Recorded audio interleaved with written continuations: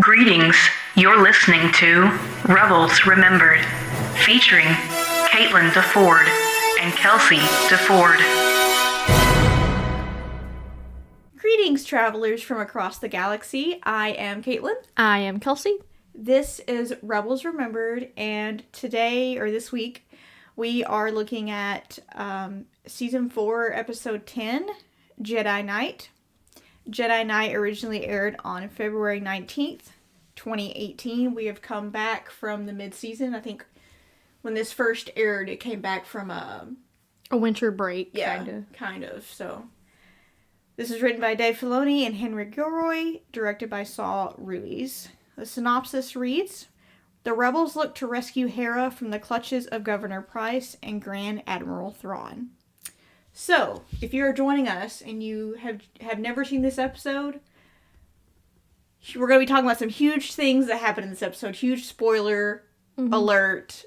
Red light, red light, red light. So if you don't want to be spoiled on this episode, I recommend you watch the episode beforehand.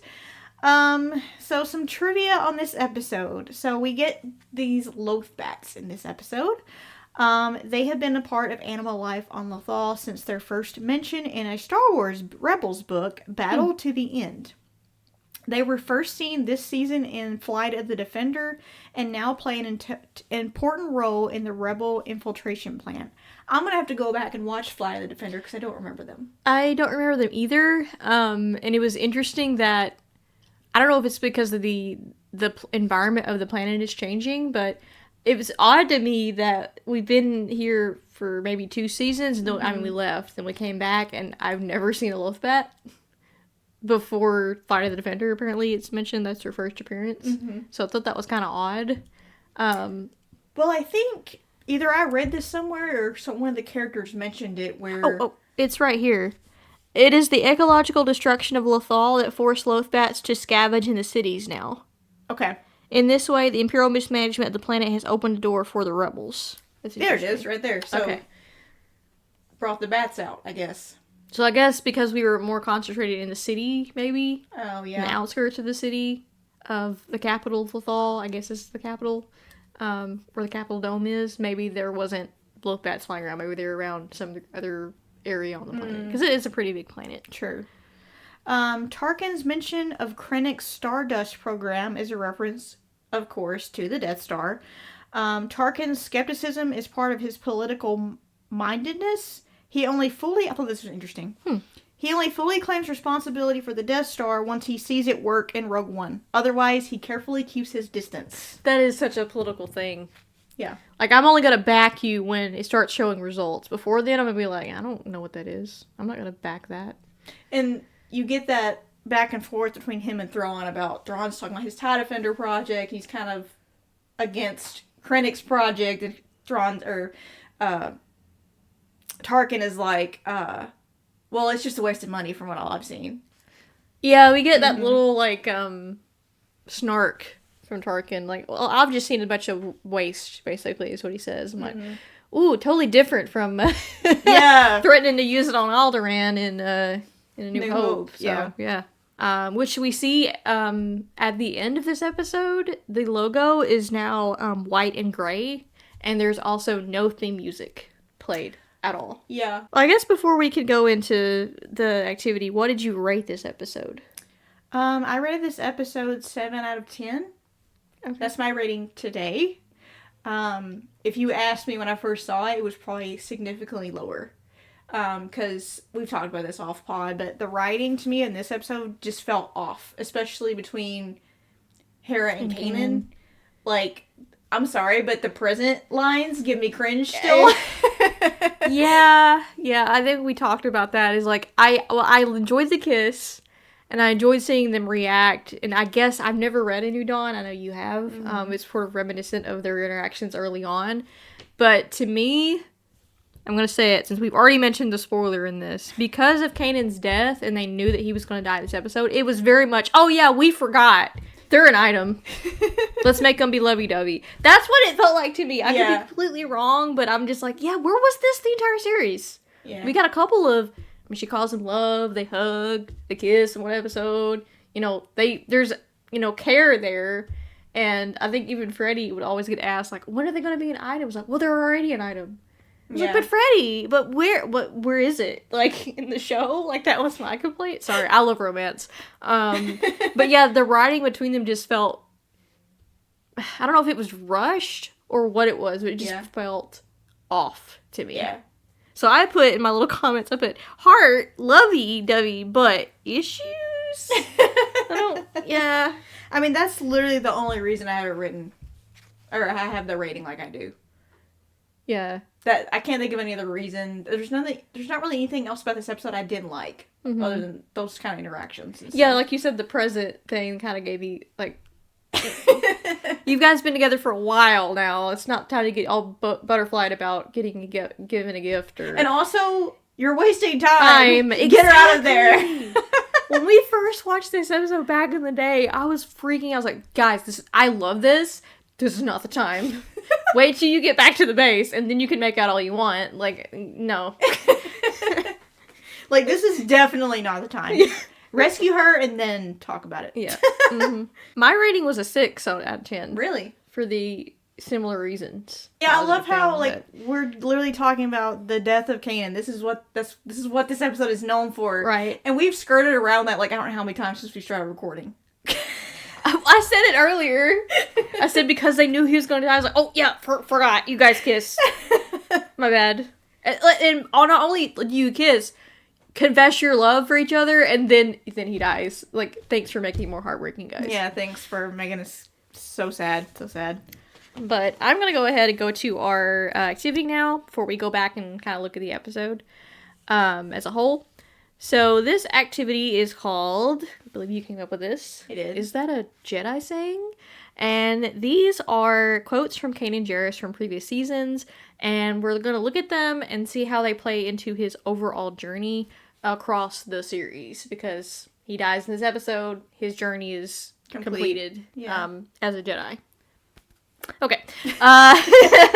So the first quote from season 1 is, if you hang on to your past, if you always try to protect yourself, you'll never be a Jedi.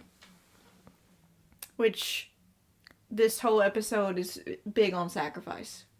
The ultimate thing of a Jedi, for me personally, I don't know if this is like in any lore, but for me personally, to sacrifice yourself for others is so important. I mean, it's like the ultimate thing you can do, especially sacrificing your life for someone they're else. knights, right? Right. Lay down your life for your friends, to protect them. But we've seen, like, the theme of self-sacrifice go be, just the little things. It doesn't have to be you die for your friends. True. Like, we see them, like, risking their lives as rebels to stand up against this oppressive empire and giving up their time, sacrificing, possibly their lives, as we see in this result. In this case, it, goes that way for Kanan.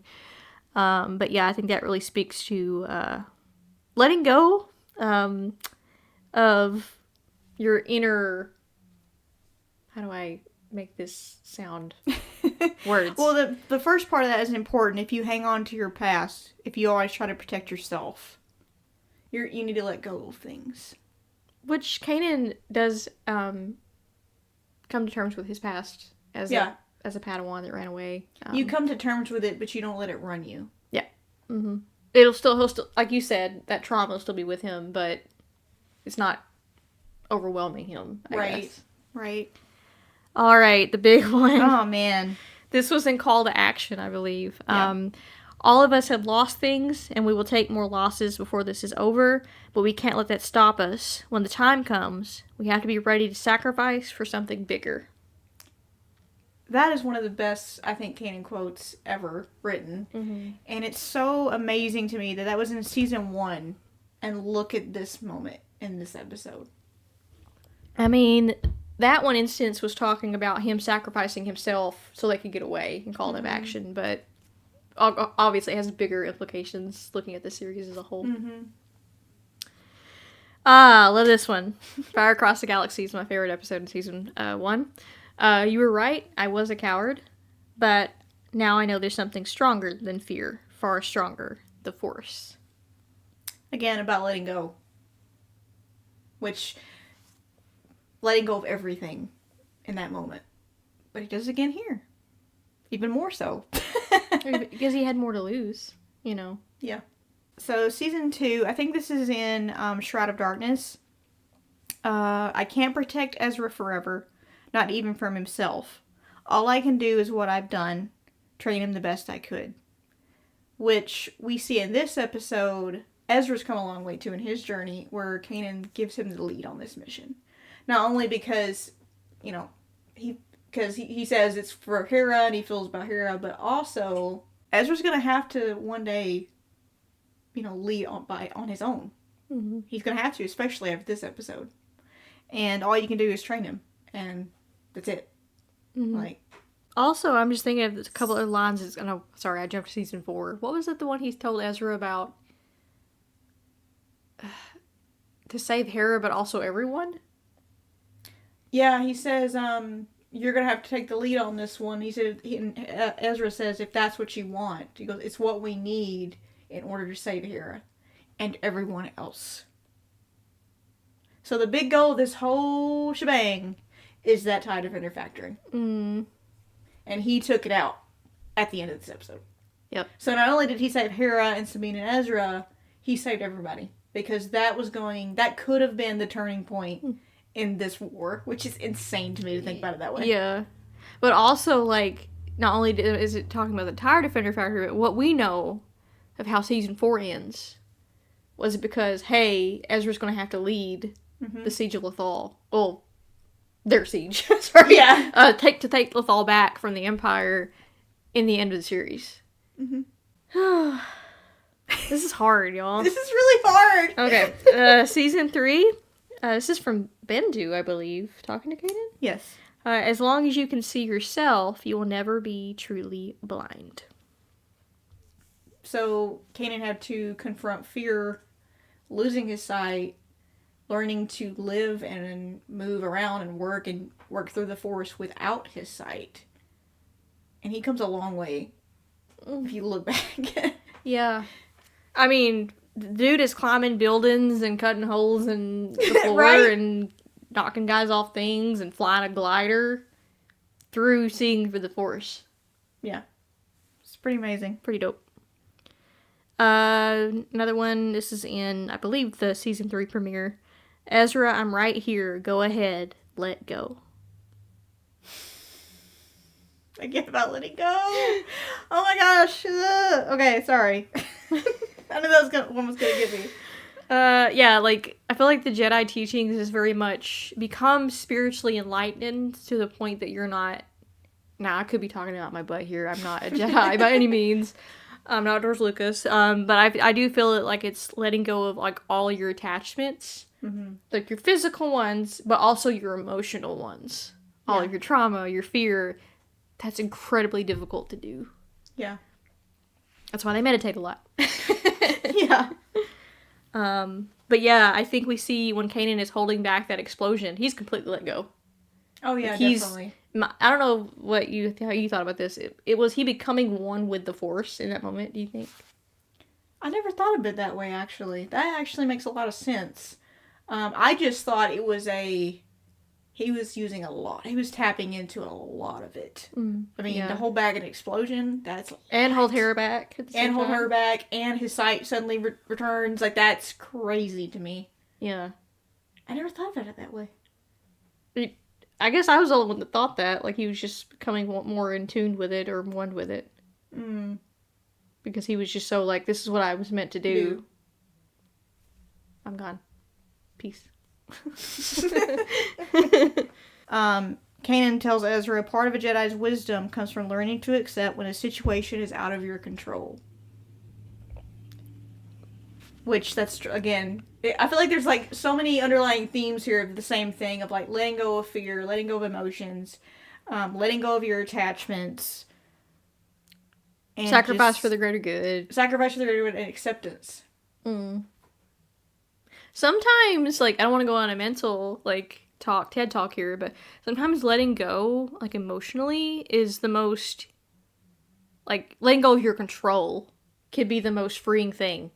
Yeah. Because in that moment, it's I can't control it, so why am I so, worried?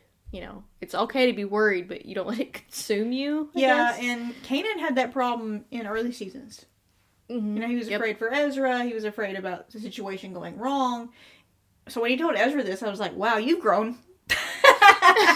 Like, Yep. Season 3 finale, he says, there's a future for us, one where we're all free, but it's up to us to make it happen. That quote and what he does in this episode plays into how this series ends. Yep. Mm-hmm. Season 4. We are the balance, Ezra. We were meant to be Jedi so we could be here now when Lothal needs us most. So we start to see, like, I don't want to get into the TED Talk that is Destiny. Like, Right. we've been on that road before, but I do think that does play into here. Like, they were meant to be here. Kanan was meant to be on the fuel depot, even though I, at the time, was like, that's a horrible idea. Mm-hmm. But had they not done that, the fuel depot would still be there. Yeah, and I think, I had issues with his death. I thought it was, I'm just going to say it, when it first aired, I thought it was stupid. I'm like, that's a stupid way biased, to go. Right? Totally not biased. But I think it was because I didn't realize how integral this factory and the TIE Defender was. Because, like, I've mentioned before, like, it was not in my point of view. Like, I was like, a TIE Defender, who cares about that? Like, yeah, I remember even going back in some of the other episodes, and I was like, Caitlin, that thing's got shields on it, does this, you're like, so what? I'm like, do you not understand? Like, so now that I have that awareness, it makes sense, like, it was, I always thought, like, well, that didn't cause anything, that wasn't that big of a deal, that's what I was, because, bias, but, looking back on it now, like, watching it again, knowing that information, I was like, no, it did matter. Like, it mattered. Yep. And I think that's the whole point. Like, being a Jedi, like, sometimes your journey is complete by doing this type of stuff. Laying your life down for everybody. But I know Freddie Prinze Jr. was campaigning hard Yes! for this kind of stuff. For Kanan to die, essentially. Because, Freddie is a big Star Wars fan. He's like, as a Jedi, you gotta go out with a bang, exactly. so to speak. Not to pardon the pun there. But yeah, just, go out in service of others, I guess. Mm-hmm. Yeah. Which he did. He did. Why is this so hard? This should not be this hard. I've seen this episode, this is my 4th time seeing this, but it still feels more hard because we binged watched the series, basically. In a year, we've looked at his journey, instead of, this came out in 2018, we started watching Rebels in 2015, so 3 years, we had some breaks here now and then. This was, like, very kind of continuous. You could really see the timeline and all the puzzle pieces fitting together. Yeah, so it always feels like you lost a friend. Like, I know they're cartoon characters, but you have those, like, connections. We talked about connection on the show before. You have those connections to them. This episode as a whole, we gotta talk about this opening, guys. So, I don't want to spoil anything for because, like, if you're rewatching this with us and you haven't seen how the series plays out, I'm just gonna offer this piece of knowledge. The very opening shot of Kanan sitting there, you hear some things. I thought they were things we had already heard. Mm-hmm. Actually, they're things we'll hear later. And we literally just noticed it, like, this, like, at this watching, moment. Yeah. Yeah. You literally hit play, and I heard one line, I'm like, oh, this is... And then I started listening and actually paying attention to some of the lines. You hear Ezra, you hear Kanan. Do you hear Sabine? I think so. You hear Sabine at one point there, and I was like, oh, these are lines, like, happen later, which tells me that he knew all of this? He knew a lot, and that was always our question, like, how much did this wolf impart on you? How much knowledge did he give you? And literally just listen and pay attention. Mm-hmm. He knows a lot of how this is going to play out.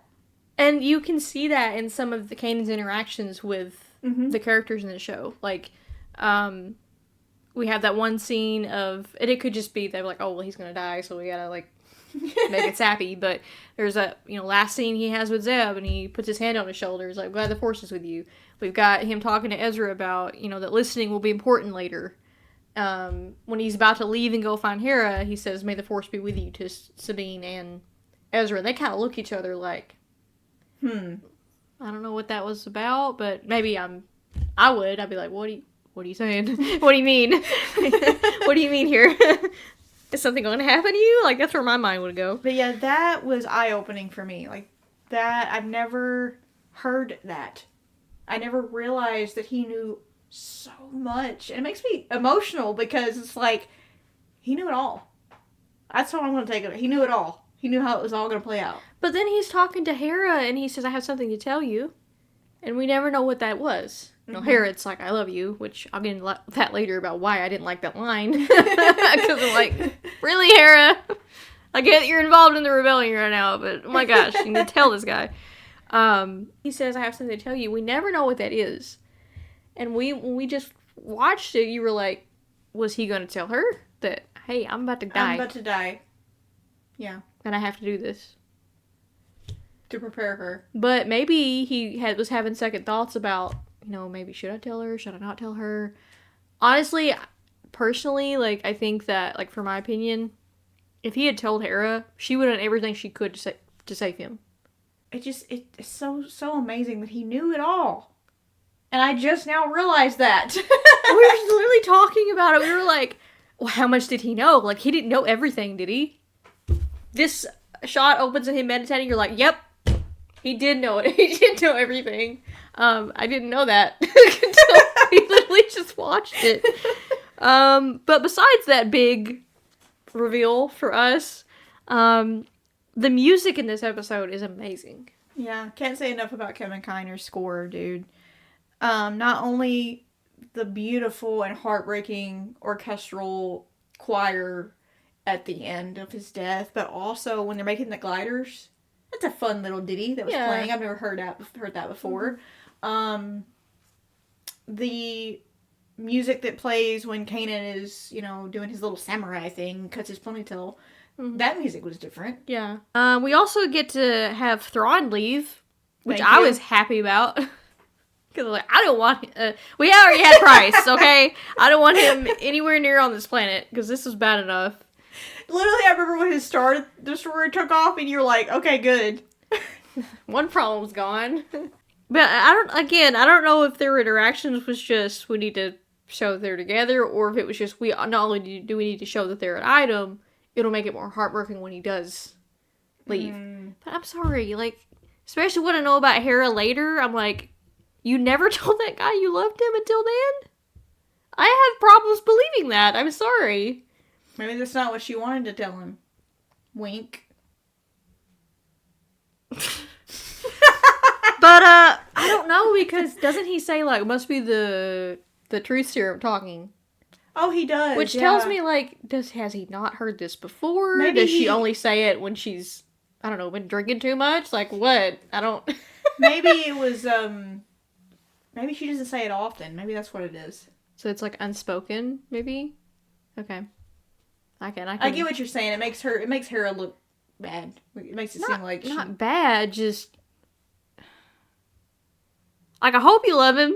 That's all I'm gonna say. I hope that you communicated that at some point before now. Yeah. Just because of what we know.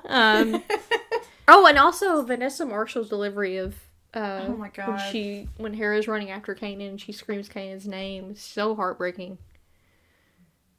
And part of me wonders, so this was the episode where they brought the actors into the studio and then gave them a couple of pages, and that ending was missing, which is because the ending's silent if you watch. They don't have that because there's no dialogue, right?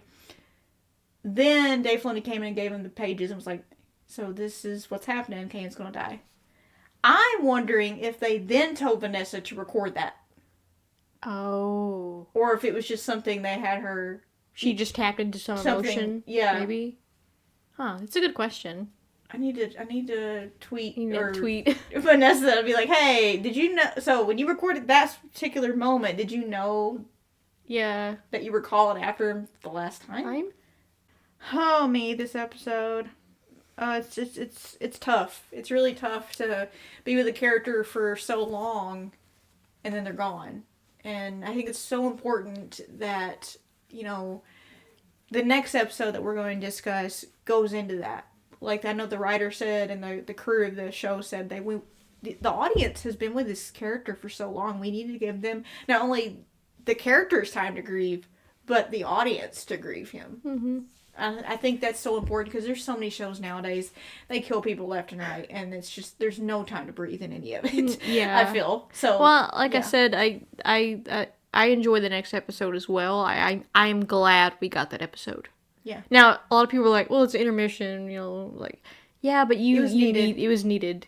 I mean, we just, like you said, we spent so much time with Kanan, and saw his journey that we need that.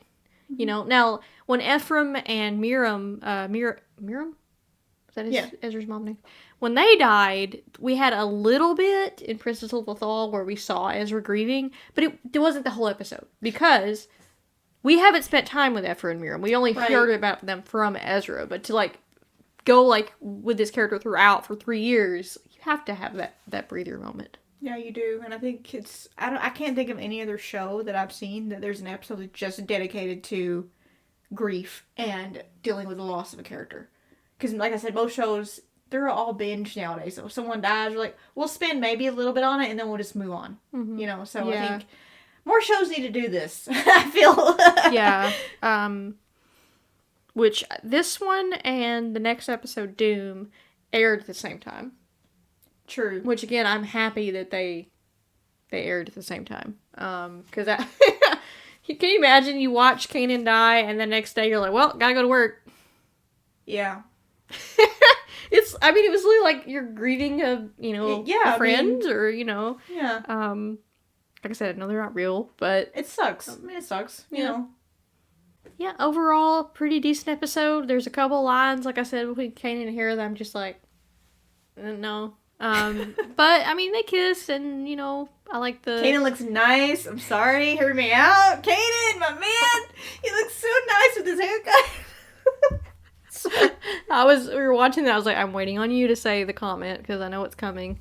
You're like, he looks good, though. I'm like, yeah, I knew you were about to say that. Which he does. He does look good. He does look good. Oh, I'm not ready. I'm not ready to say bye to him, but we have to, because... So we've got another episode to say goodbye to Kanan. We do. It still hurts. It still hurts. Oh, I thought the wound would be easier, but it's not. It still hurts. Yeah. On to the next.